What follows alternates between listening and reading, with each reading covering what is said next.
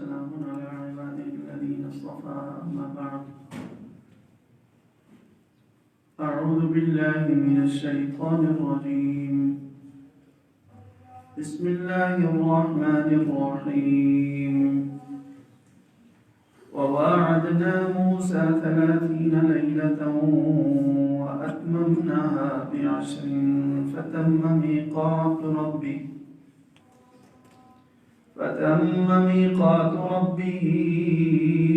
40 ليلة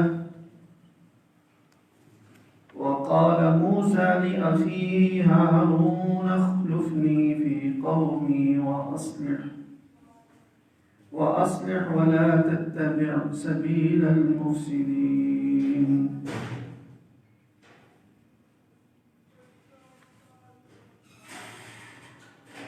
یہ سورہ اعراف کی آیت نمبر 142 ہے. اس سے پہلے آیات میں ہم پڑھ کر آئے ہیں کہ اللہ تعالیٰ نے بنی اسرائیل کو فرعون کے ظلم و ستم سے نجات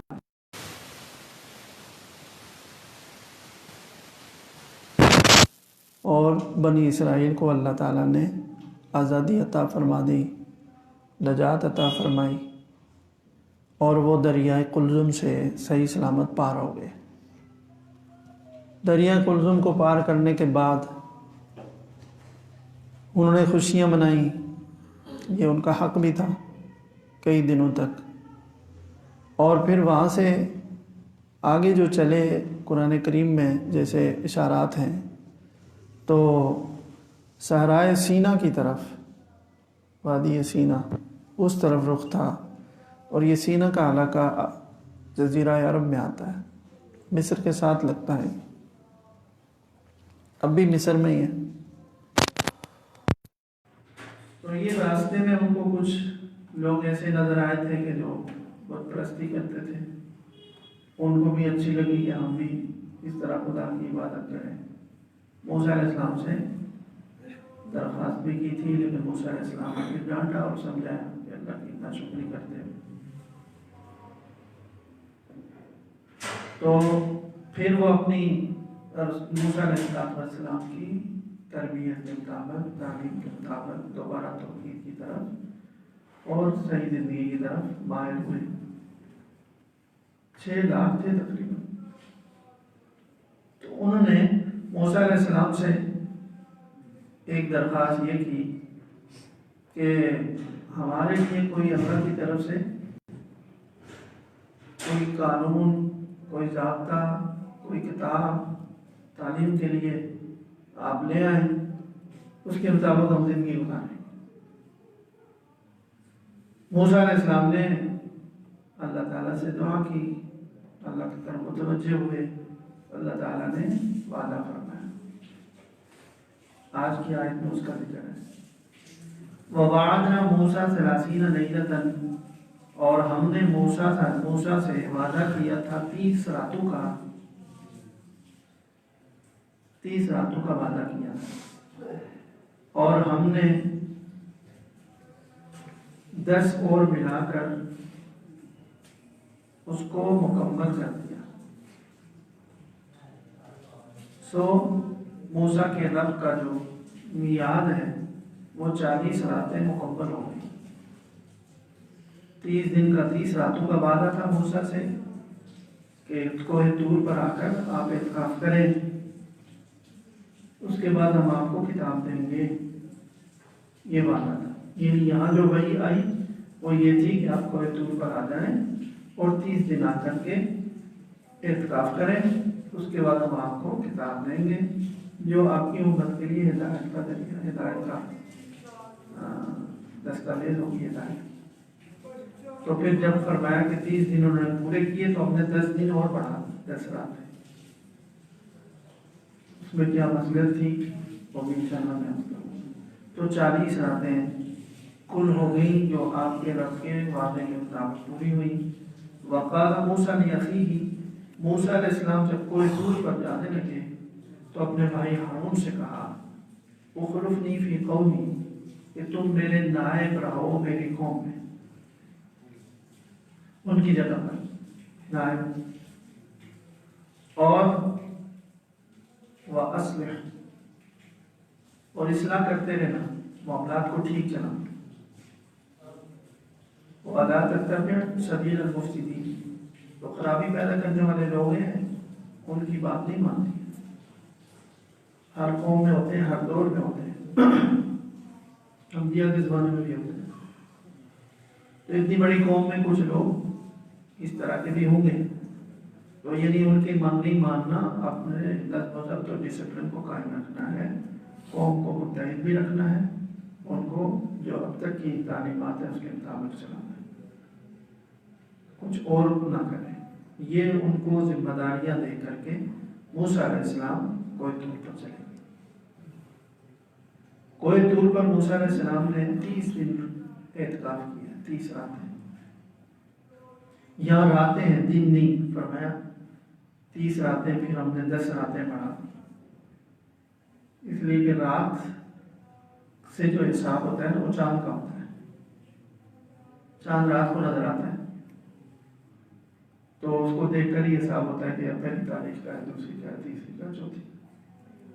جتنے بھی انبیاء کرام کی شریعتیں ہیں، تو شریعتوں کے احکام کا مدار اکثر و بیشتر زیادہ تر چاند کی تاریخوں پر ہے۔ یہی ہمارے دین اسلام میں بھی ہے۔ روزے دیکھیں آپ، چاند کے مہینے میں، حج چاند کے مہینے میں، چاند کے مہینوں کا اعتبار ہے، جنوری فروری کا نہیں۔ وہ بھی اللہ کے بنائے ہوئے ہیں، اس میں بھی منافع ہیں، لیکن عبادات کا زیادہ تعلق پچھلی شریعتوں میں بھی چاند کے تاریخوں کے ساتھ رہا، چاند کے حساب کے ساتھ، اور اسلام میں بھی ہے۔ تو 30 راتیں اعتکاف کیا موسیٰ علیہ السلام نے طور پر، وہیں پہلے اللہ تعالیٰ نے نبوت عطا کی تھی، اور 10 مزید ہوئی تو 40 ہو گئی، 40 راتیں۔ یہاں کچھ چیزیں ہیں جو قابل غور ہیں۔ پہلی بات تو یہ ہے کہ اللہ تعالیٰ عطا کرنے چاہیں تو کہیں بھی عطا کر دیں، لیکن موسیٰ علیہ السلام کی درخواست پر موسیٰ علیہ السلام کو فرمایا جا رہا ہے کہ آپ کو کتاب ملے گی، آپ پہلے کوہ طور پر آئیں، وہاں اعتکاف کریں، اور یہ اعتکاف روزے کے ساتھ تھا، 30 دن روزہ اور اعتکاف بھی۔ اس سے معلوم ہوتا ہے کہ اللہ تعالیٰ کا دنیا کے اندر جو اکثر و بیشتر جو سلسلہ چل رہا ہے وہ کچھ قوانین کے تحت ہے، اللہ نے رکھے ہوئے سسٹم ہے۔ کبھی جس کو معجزہ کہتے ہیں کہ اللہ تعالیٰ ان اسباب سے ہٹ کر اپنی قدرت سے شابدیدی طاقت کے ذریعے سے کوئی چیز ظاہر کر دیتے ہیں، وہ بھی ہوتا رہتا ہے، لیکن ہم جو دیکھتے ہیں نا دن رات کا نظام اور یہ سب، یہ اللہ کے بنائے ہوئے کچھ قوانین کے مطابق چل رہا ہے، کوئی ایسے نہیں کہ خود بخود چل رہا ہے۔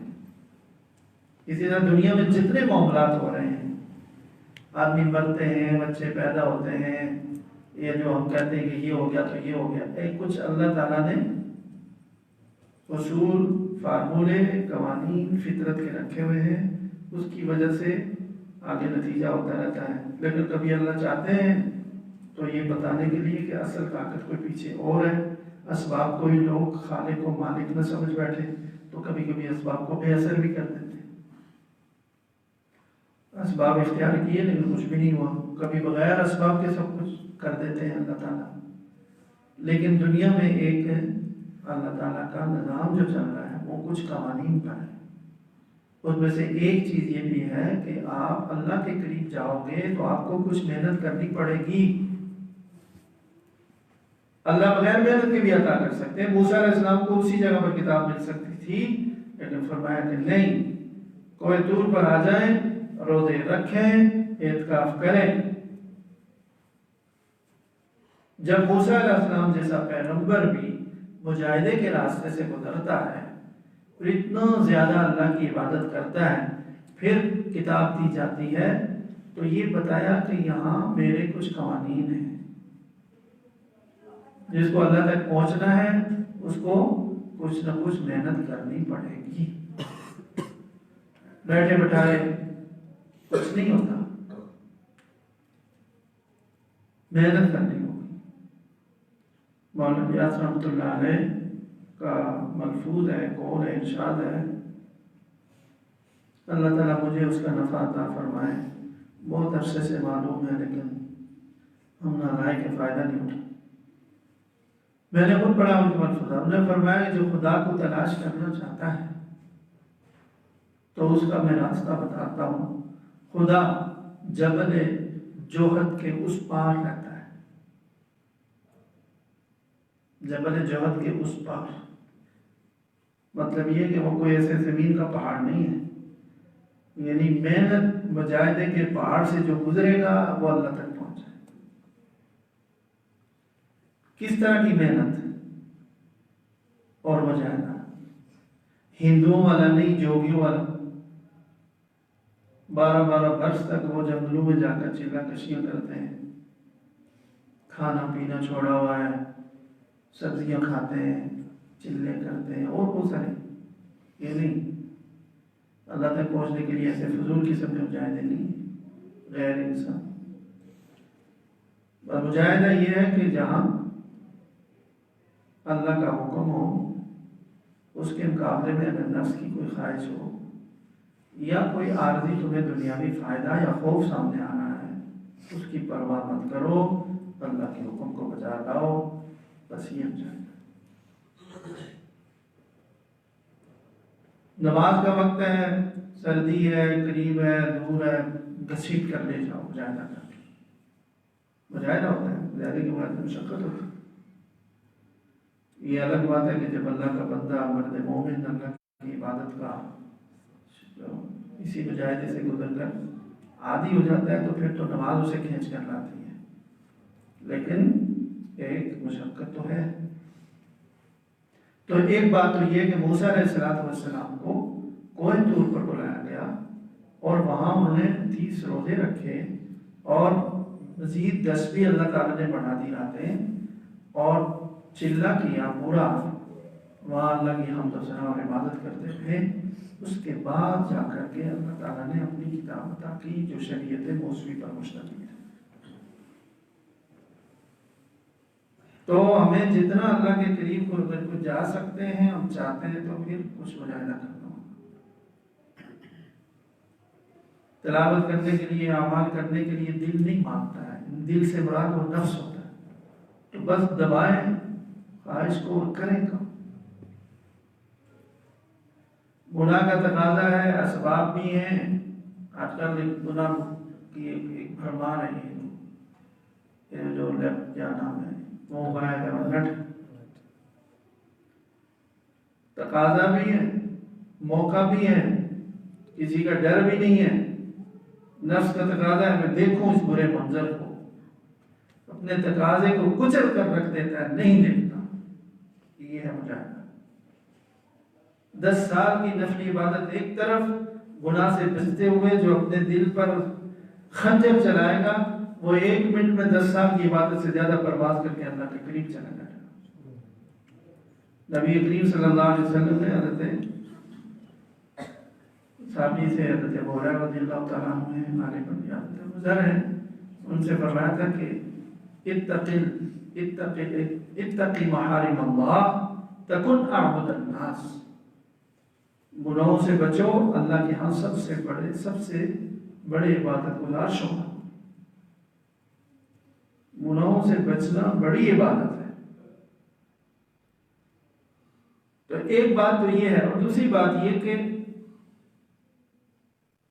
قابل غور نقطہ ہے کہ 30 تھے پہلے، پھر 10 بڑھا دیے. اول تو یہ کہ یہ کیا ہوا، ایسا کیوں ہوا کہ پہلے 30 راتیں فرمایا کہ آپ چلہ کریں، روزہ رکھیں، اعتکاف کریں، پھر جب 30 پورے ہوئے تو فرمایا 10 اور کریں.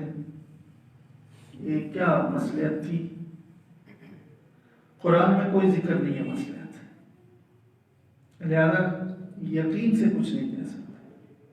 البتہ ایک ضعیف روایت ہے سند کے لحاظ سے، مسند دہلوی میں حضرت ابن عباس رضی اللہ تعالیٰ عنہ سے روایت ہے کہ رسول اللہ صلی اللہ علیہ وسلم نے فرمایا کہ 30 دن جب روزے رکھے موسیٰ علیہ السلام نے، 30 دن پورے ہوئے، تو اب وقت تھا نا کہ اللہ تعالیٰ ہم کلام ہوں گے، اب اللہ تعالیٰ سے بات چیت ہوگی، کیونکہ مدت پوری کر دی ہے، اب اللہ تعالیٰ کتاب بھی دیں گے۔ تو اب سوچ رہے ہیں کیا کیفیات ہوں گی، دنیا کا کوئی بڑا آدمی اگر ہم میں سے کسی کو بلا لیں تو جب ہم قریب پہنچے ہو تو کیا کیفیت ہوگی؟ تو اللہ رب العالمین نے بلایا ہوا ہے، ملاقات کا وقت دیا ہوا ہے، اور وہ ٹائم انتظار کا پورا ہو گیا، بس ابھی چند لمحوں میں ملاقات ہوگی، کیا کیفیت ہوگی؟ تو موسیٰ علیہ السلام کو محسوس ہوا 30 دن روزے رکھنے کی وجہ سے معدے کے اندر خشکی ہو گئی تھی، کچھ بدبو سی آئی منہ سے، تو انہوں نے مسواک کی کہ اللہ تعالیٰ سے ہم کلام ہونا ہے، تو یہ بدبو کے ساتھ کیسے میں اللہ سے ہم کلام ذرا مسواک کر لوں، تو یہ جو بو ہے یہ ختم ہو جائے۔ اللہ تعالیٰ کی محبت میں، اللہ تعالیٰ کی عظمت میں یہ کیا، تو جب مسواک کی تو کلام تو ہوا، اللہ تعالیٰ نے ارشاد فرمایا کہ پوچھا موسیٰ مسواک کیوں کیا؟ کہا کہ اللہ بس میں چاہتا تھا کہ آپ سے بات چیت ہوگی تو میں بدبو نہ ہوں۔ فرمایا کہ تمہیں پتہ نہیں کہ روزہ دار کی منہ کی بدبو مجھے اتنی پیاری ہے جتنی تمہارے نزدیک خوشبو بھی، لہذا 10 دن اور کرو تاکہ وہ بو پیدا ہو، 10 دن اور روزے بھی رکھو، اعتکاف بھی کرو، وہ مجھے بہت پیاری ہے۔ ایک روایت ہے، اور یہ بھی فرمایا ہے کہ یہ بھی بالکل وجہ ہو سکتی ہے، لیکن 40 دن اکٹھے اس لیے نہیں فرمایا اللہ تعالیٰ نے، 30 پہلے اور 10 پہلے سے 40 ہی طے تھے، کہ یہ دراصل اللہ تعالیٰ کے پورے نظام میں یہ ایک حکمت نظر آتی ہے جس کو کہتے ہیں تدریج۔ تدریج یہ نہیں رفتہ رفتہ کوئی کام کرنا، کوئی اس کا ٹھیٹ لفظ انگریزی میں کیسے بھائی ہمارا کوئی ہو تو نوجوان بچے ہیں ان کی فائدہ ہو جائے، کسی کام کو سٹیپ بائی سٹیپ کرنا، یہ شاید صحیح ہو۔ تو اگر ایک ساتھ کہہ دیا جاتا کہ 40 دن تو بوجھ ہوتا، لیکن پہلے 30 کہا، 30 پورے ہو گئے تو کہا 10 اور کر لو، تو یہ بتدریج وہاں تک دے۔ تو شریعت میں بھی یہ جب شریعت آئی تھی احکام تو بتدریج آئے، ایک دم سخت حکم نہیں آیا۔ تو اس میں یہ تعلیم ہے ہمیں، آپ جب کسی کو کام سپرد کریں تو ایک ساتھ سارا کام نہ بتائیں، تھوڑا تھوڑا کر کے بتائیں، اس سے اگلے آدمی کو بوجھ نہیں ہوگا۔ کسی نے ملازم رکھا تو اس کو بولا کہ یہ بھی کرنا ہے، یہ بھی کرنا ہے، یہ بھی کرنا ہے، یہ بھی کرنا ہے، اتنے سارے بتا دیے وہ پریشان ہو جائے گا، یہ کر لو، اور وہ جگہ ہے وہ بھی کر لو جو اس کا وقت ہے۔ تو یہ ایک حکمت کی کیا طریقہ ہے، اور اللہ تعالیٰ کے اس جو موسیٰ علیہ السلام کے ساتھ جو اللہ رب العزت نے معاملہ رکھا، اس سے بھی یہ سمجھ میں آتا کہ کاموں میں تدریج ہونی چاہیے اور سٹیپ بائی سٹیپ ہونا چاہیے، ایک ساتھ اور بھاری ذمہ داری نہیں ڈالنی چاہیے۔ لیکن بہرحال 40 دن پورے ہوئے تو اس کے بعد اللہ تعالیٰ نے جو کلام فرمانا تھا وہ کلام ہوا اور کتاب بھی عطا ہوئی۔ اسی سے اور دیکھیں آپ نبی کریم صلی اللہ علیہ وسلم کی سیرت میں کہ آپ کو بھی جو نبوت کا اعلان ہوا تو آپ غار حرا میں تھے، اسی طرح اعتکاف میں تھے، اور نبی کریم صلی اللہ علیہ وسلم تو بعض روایات سے پتہ چلتا ہے کہ جو مجھے اندازہ ہوا ہے اور مجھے امید ہے انشاءاللہ کہ یہ بہت ہی تحقیقی بات ہے، اس موضوع پر اللہ نے بہت توفیق دی ہے دیکھنے کی سیرت، کہ جب نبی کریم صلی اللہ علیہ وسلم کی عمر مبارک 35 سال ہوئی تھی نا، تو اس کے بعد غار حرا کی طرف جانا شروع کر دیا تھا، تو 40 کو لوگ ہوتے تقریباً 5 سال کا عرصہ بنتا ہے، تو پھر ہر سال یہ خلوت والی چیز بڑھتی چلی گئی تھی، پہلے میں سے 3 دن گزرے، پھر ہفتے ہفتے کو جانے لگے. پھر آخری دن یہ تھے کہ پورا ایک مہینہ غار ہرا میں اعتکاف کی حالت میں ہوتے تھے. اور خشک جو کھانا پینا ہوتا تھا حضرت خدیجہ رضی اللہ تعالیٰ عنہ ساتھ دے دیتی تھی، اور کبھی درمیان میں خادم کو بھیج کر کے تو کھانا وغیرہ پہنچاتی تھی، آنا خوار پہنچاتی تھی، کبھی خود بھی تشریف لے جاتی تھی. تو یہ جب آپ کی شادی ہو گئی تھی لیکن ابھی نبوت کا سلسلہ آغاز نہیں ہوتا، بالکل آخری مہینوں میں تو زیادہ نبی کریم صلی اللہ علیہ وسلم. تو یہ ایک چیز معلوم ہو رہی ہے، نبی کریم صلی اللہ علیہ وسلم کے دل میں بھی الہام کیا اللہ نے، یہ شوق ڈالا کہ اب آپ تنہائی کی طرف آئیں، مجاہدے کی طرف آئیں، لوگوں سے نکل جائیں. تو یہ جو اندر کا تزکیہ اور صفائی ہے نا، اس کو بڑا دخل ہے اس چیز میں. تو یہ جو ہمارے صوفیاء کرام میں خاص طور پر ایک طریقہ ہے 40 دن کا چلہ،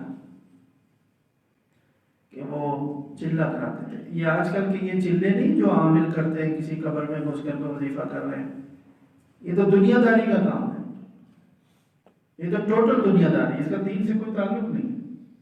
تو دنیا کمانے کے لیے ہے، خدا کو پانے کے لیے تھوڑی ہے. خدا کو پانے کے لیے تو نفس کشی ہوتی ہے، اور یہ تو نفس کو موٹا کرنے کے لیے پیسہ ملے، لوگ پھنس گئے، وہ مراد نہیں ہے. جو تزکیہ نفس کے لیے، نفس کی یہی جب آدمی زیادہ ریاضت کرتا ہے نا، دیکھیں وہاں بیٹھا اچھا کھانا نہیں ہے، اچھا لیٹنا نہیں ہے، اچھی جگہ نہیں ہے، کوئی بول چال والا نہیں ہے، تو مشقت نہیں گزر رہی نفس پر، گزر رہی. یہ کسی سے کیا ہو رہی ہے؟ تربیت ہو رہی ہے، تہذیب ہو رہی ہے، اخلاق بن رہے ہیں، چیز اندر پیدا ہو رہی ہے. تو اگر وہ کسی کی تعلیم اور رہنمائی میں ہو تو بہت فائدے مند ہے. تو جو صوفیاء کرام جو اہل حق تھے اور ہیں، وہ اگر کوئی اس قسم کا چلہ بتائے تو وہ یہ ایک طرح سے اس کی سند یا اس کی بنیاد معلوم ہوتی ہے کہ یہ تو پیغمبروں سے سلسلہ چل رہا ہے. اور نبی کریم صلی اللہ علیہ وسلم نے بھی طویل وقت کے لیے اعتکاف کیا، تنہائی میں چلہ کیا. اور پھر نبوت ملنے کے بعد چونکہ اتنے اعمال عطا فرما دیے گئے جس میں نماز ہے، تلاوت ہے، ذکر ہے، جو انسانوں کو نہیں پتا تھا نا پہلے. یہ تو وحی کے ذریعے سے خود خدا تعالیٰ نے نبی کریم صلی اللہ علیہ وسلم کے ذریعے سے بتا دیا کہ یہ کرو، اس کے ساتھ سال میں 1 مہینے کے روزے رکھ لو، اور آخری عشرے میں اگر 10 دن اعتکاف کر لو تو یہ سارے چلے ملوں کے سارا سلسلہ آپ کو پورا حاصل ہو جائے گا. لیکن شرط یہ کہ آداب کے ساتھ پورا سال اگر 5 وقت کی نماز پڑھ رہے ہیں، اس کے ساتھ تھوڑے بہت نوافل بھی ہیں، رات کو تہجد نصیب ہو جائے تو بہت ہی اچھی بات ہے. لیکن گناہوں سے بچتے ہوئے، اور رمضان میں مومن آدمی پورے روزے رکھے اور آخری عشرے کے اعتکاف کریں تو وہ سارے منافع انشاءاللہ مل جائیں گے. جو پہلے اور اسلام سے ہٹ کر کوئی دنیا میں کوئی اللہ کو تلاش کرے گا تو اس کو یہ چیزیں نہیں ملیں گی، اور نہ وہ اتنی سہولت اور آسانی سے اللہ تک پہنچ سکتا ہے، پہنچ ہی نہیں سکتا. تو موسیٰ علیہ السلام کو جب یہ 40 دن کی عبادت کے بعد تورات ملی جو تختیوں پر لکھی ہوئی تھی، تو موسیٰ علیہ السلام بات چیت کر کے وہاں سے اللہ تعالیٰ سے ہم کلام ہوئے. تو اس کے بعد پھر موسیٰ علیہ السلام کو ایک شوق ہوا، جذبہ بڑھا اللہ کی محبت میں، اللہ تعالیٰ کی محبت میں آ کر نہ بہتاب ہو گئے، کہنے لگے یا اللہ مجھے اپنا دیدار کرا دیجیے. آواز تو آ رہی ہے نا، موسیٰ علیہ السلام کو بھی اللہ تعالیٰ کی آواز آ رہی تھی جو ہم کلام ہو رہے تھے کہ دیکھ نہیں رہے تھے. شوق ہوا کہ اللہ اپنا دیدار کرا دیجیے. بےتاب ہو کر محبت میں کوئی طور پر یہ درخواست کر ڈالی. اللہ تعالیٰ نے فرمایا نہیں دیکھ سکتے ہو موسیٰ، تم نہیں دیکھ سکتے. لیکن موسیٰ علیہ السلام ایک ہی لاڈلے سے پیغمبر تھے، تو پھر فرمایا کہ اچھا اگر اصرار ہے تو پہاڑ کی طرف دیکھو. پہاڑ کی طرف، پہاڑ اگر اپنی جگہ پر ٹھہرا رہا نا تو تم مجھے دیکھ لو گے، اگر نہیں ٹھہرا رہتا ہوں پھر تمہارے لیے ممکن نہیں۔ تو یہ اگلی آیت میں ہے، وَلَمَّا جَاءَ مُوسَىٰ بِمِيقَاتِنَا، جب موسیٰ ہمارے وعدے کی جو جگہ تھی اس میں آ گیا، وَكَلَّمَهُ رَبُّهُ، خود اللہ تعالیٰ فرمانے، اور اس سے اس کے رب نے بات چیت کر لی، قَالَ رَبِّ أَرِنِي، تو موسیٰ نے کہا کہ میرے رب اپنے آپ کو دکھا دیجیے۔ وہ علامہ اقبال نے بھی ایک شعر کہا تھا، لوگ اس پر غلط مفہوم کر کے نا ان کو اللہ معاف کرے، غلط سرد بھی کہا بعد میں، نیند بولنا خطرہ ہے بات والی بات۔ وہ مجھے شعر پورا یاد نہیں ہے، اس طرح سے ہے کہ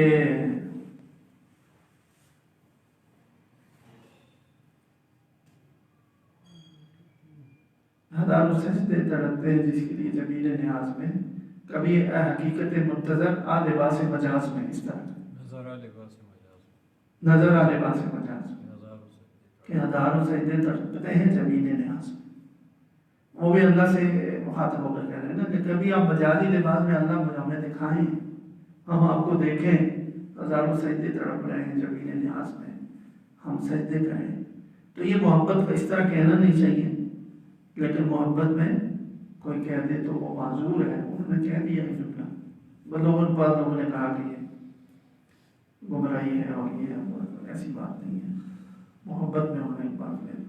تو موسیٰ علیہ السلام بھی اسی طرح کہتا، ربی ارنی، میرے رب مجھے دکھا دیجیے، انظر الیک، میں اپنی آنکھوں سے آپ کو دیکھنا چاہتا ہوں، ہے کہ نہیں، جن کے لیے سجدے کر رہے ہیں آپ کے لیے میں سب کچھ قربان کے لیے تیار ہوں، جان بھی دے سکتا ہوں، مال بھی دے سکتا ہوں، ہر چیز۔ یہ حقیقت ہے، جب بندہ اپنے رب کو پہچانتا ہے تو ایسی محبت ہوتی ہے۔ ہر بندہ اکیلے سوچے یہی ہوگا کہ کبھی مجھے اللہ تعالیٰ کر کہیں کہ کوئی خاص نوازش سے نوازیں، اور اللہ کہے تو میں کتنی موتوں میں تیار ہو جاؤں گا۔ تو موسیٰ علیہ السلام آئے تو ہزاروں سجدے تڑپتے ہیں جمیل نیاز میں، تو آپ مجھے دکھا دیجیے، میں اپنی آنکھوں سے دیکھنا چاہتا ہوں۔ قال لن ترانی، فرمایا تم مجھے ہرگز نہیں دیکھ سکتے، اس دنیا میں تمہارے اندر اتنی طاقت نہیں ہے، میں نے رکھی نہیں، سافٹ ویئر ہی نہیں رکھا میں نے، اس سافٹ ویئر میں یہ سسٹم، یہ چیز آپشن رکھا ہی نہیں کہ تم دنیا میں مجھے دیکھ سکتے۔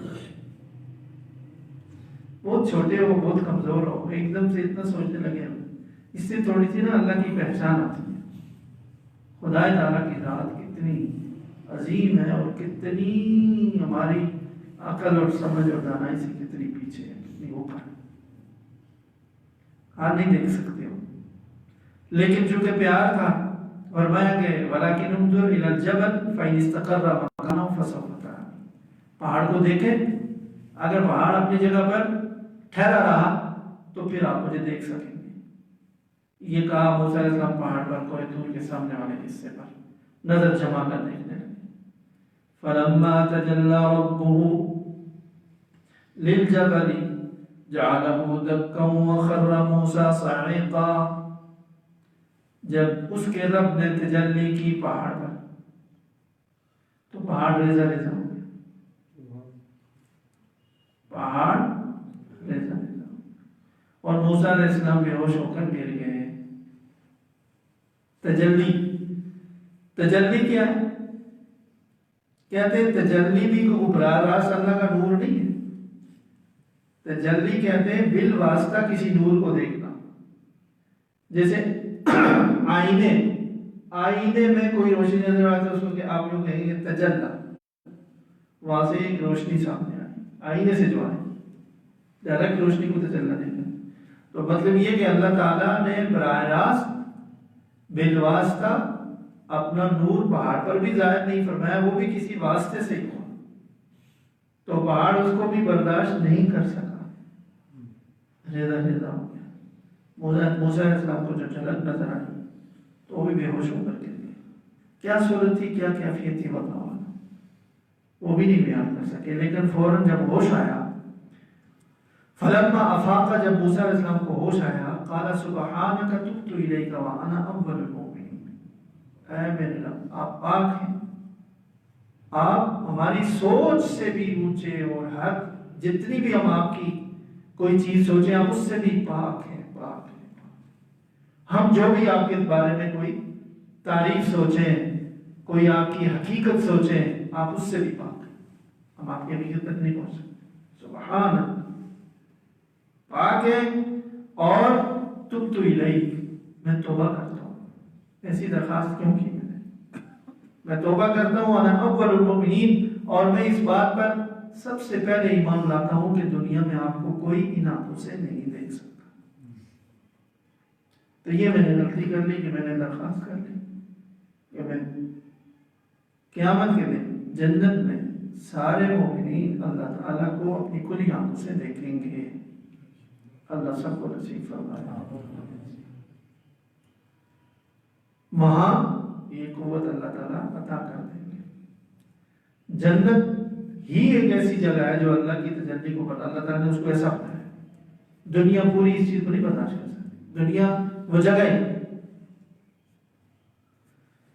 تو یہ موسیٰ علیہ السلام کا ذکر چل رہا ہے جس میں ہم سب کے لیے اللہ تعالیٰ موسیٰ اور فرعون اور بنی اسرائیل کی شکل میں ہم سے باتیں کر رہے ہیں، آنے والے انسانوں سے باتیں کر رہے ہیں کہ اس میں دیکھو، تم اس آئینے میں تم اپنے آپ کو دیکھو۔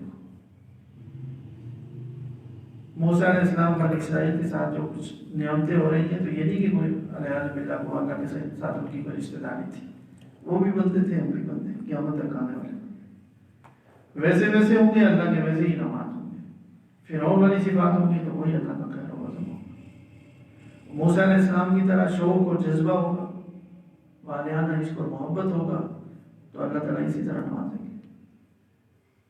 اللہ تعالیٰ ہم سب کو ہدایت عطا فرمائے۔